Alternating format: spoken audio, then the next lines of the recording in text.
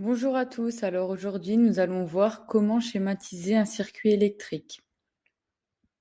La première étape est d'identifier les dipôles du circuit électrique. Alors voici un circuit sur lequel on trouve une ampoule, une pile, un interrupteur et des fils de connexion.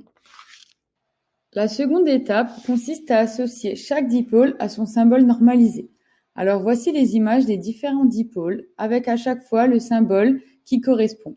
Donc celui de la lampe, du moteur, de la résistance, de la pile, des fils de connexion, du générateur, de l'interrupteur ouvert dans un premier temps et ensuite de l'interrupteur fermé.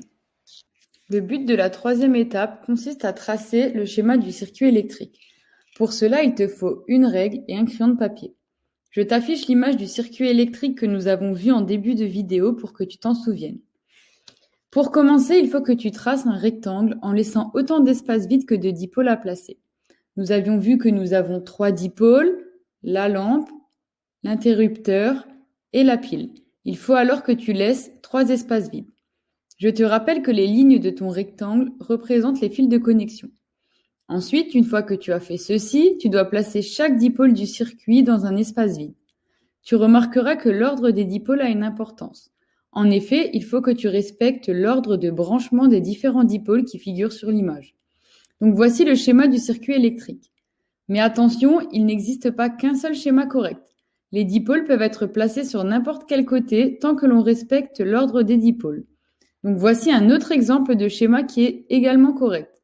Tu remarqueras qu'à chaque fois les dipôles sont placés au centre de chaque côté.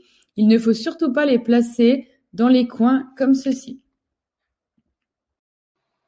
Pour finir, voici le récapitulatif de comment schématiser un circuit électrique. Alors, première étape, il faut que tu identifies les dipôles du circuit électrique.